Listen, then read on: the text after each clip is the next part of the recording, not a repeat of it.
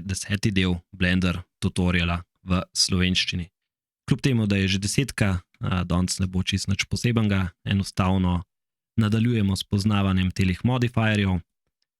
Danes si bomo ogledali modeliranje z boolean modifierjem in pogledali še screw modifier, mogoče bi omenil še kakšno malenkost, kar se tiče bevela, pa ta je kar lahka, gremo kar na začetku tole pogledati. Se pravi, bevel smo imeli že enkrat v preteklosti, enostavno nam takole zgladi robove, takole si naštimamo število segmentov, ni pa to vse, kar se da z njim početi. Zdaj tukaj, če gremo pod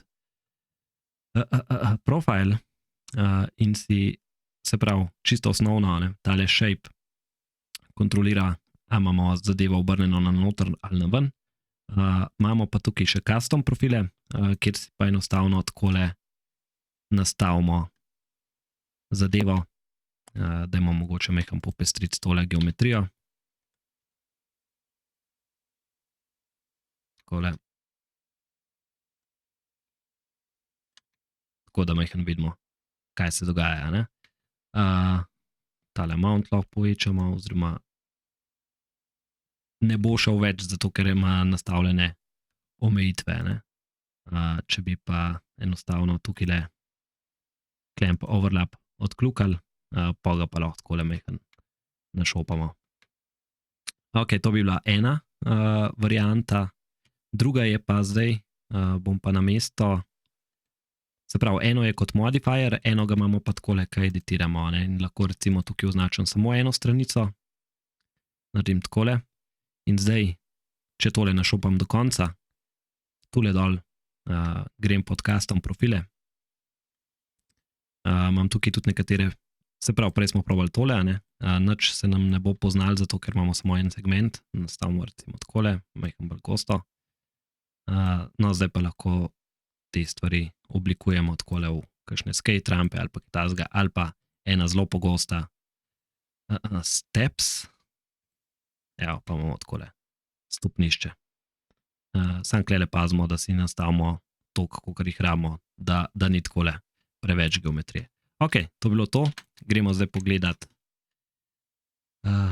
naš boolean in sicer bomo takole si nastavili neko podlago, iz katere bomo povlekli ven hišo. Takole bolj hišaste oblike, noter bom šel z insetom, takole, pa mogoče bom še razdelil tukaj en loop cut, takole s Y, da zlezeta skupaj, se pravi, to so naše stene. Zdaj bom tole samo označil vse, pa na hitro dvignil.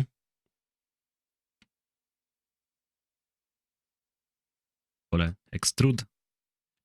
No, in zdaj eden izmed načinov, kako bi tukaj naredili vrata, je, da gremo vsako stvar takole prerezati na ta način, takole, takole, pa pol tele ploskve ven pobrati, faces, pa še tale faces, pa pol tele združevati skupaj, ne. Kar je zamudno, neugodno, pa še, kaj bi lahko povedal o tem. Obstaja lažji način in seveda se skušamo čim bolj ukvarjati s tem, da delamo stvari na nedestruktiven način, ne. Se pravi, da ne uničimo tele geometrije, ampak da enostavno si pomagamo z drugo geometrijo tole odrezati. Se pravi, na temle, pa bom tole sam stena hitro preimenoval, pa vrata recimo. Zdaj bom izbral tole našo steno in dodal boolean modifier in zdaj kot object bom določil tale vrata, pa dal bom fast metodo, zato da se ne matra preveč z računanjem. Ok, in zdaj, če pogledamo to, dobro vidimo, kaj se nam tukaj dogaja, ne. Ta stvar nam dejansko reže geometrijo. Mogoče, če dam tole nazaj v ta pogled in kocko s H-jem skrijem, vidimo takole. Ok, Alt-H nam kocko pokaže nazaj, Zdaj pa dajmo tole majhen zmanjšati, takole, da bojo bolj vrataste oblike. Pa dajmo jo takole dol, mogoče še čist majčken povečati toliko, da smo približno na tleh. Ok? Oziroma, še bolj bo mogoče, če jo kar takole dam. Ok. Zdaj pa lahko enostavno ekstrudam sem. Takole. Pa mogoče tlele naredim na ta način. Opa. Takole. Pa še tlele recimo ena vrata. In zdaj, če to skrijemo, vidimo, da ima tale hiška povsod vhode. In kakorkoli tole premikamo, zdaj nam odreže še spodaj, ker smo prebili spodnjo mejo, ampak če to takole premikamo levo desno, vidimo, da vrata lepo ostanejo. Oziroma, bo luknja tam, kjer je naš objekt, ki je trenutno skrit z H-jem, oziroma ga prikažemo nazaj z Alt-H. Obstajata še dve drugi varianti. Union, to nam naredi iz vsega skupaj en objekt, in Intersect, kjer nam pa zdaj mogoče ni glih najboljši primer, ampak se pravi, dajmo pogledati, kaj se zgodi, če tole steno majhen premikam.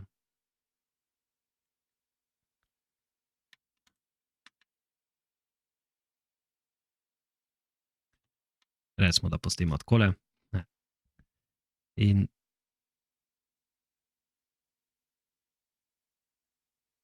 dajmo tole še majhen dol. Evo, takole. Ok, pa bi to zdaj tule pustili. Naslednja stvar, ki bi jo še danes pogledali, je Screw Modifier, in sicer na teli plenjavi. Bomo hitro dali screw gor.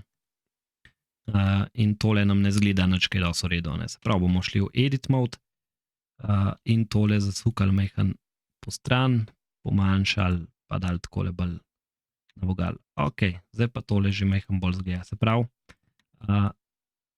screw nam uporabi tole geometrijo in nam jo namnoži takole naokoli. Takole ga pa dvignemo in tukaj povečamo iteracije. Ok, dajmo si narediti še majhen bolj zanimivo. Iz tele ploskve zdaj bom ekstrudal. Tole recimo pomanjšal, pa dal takole.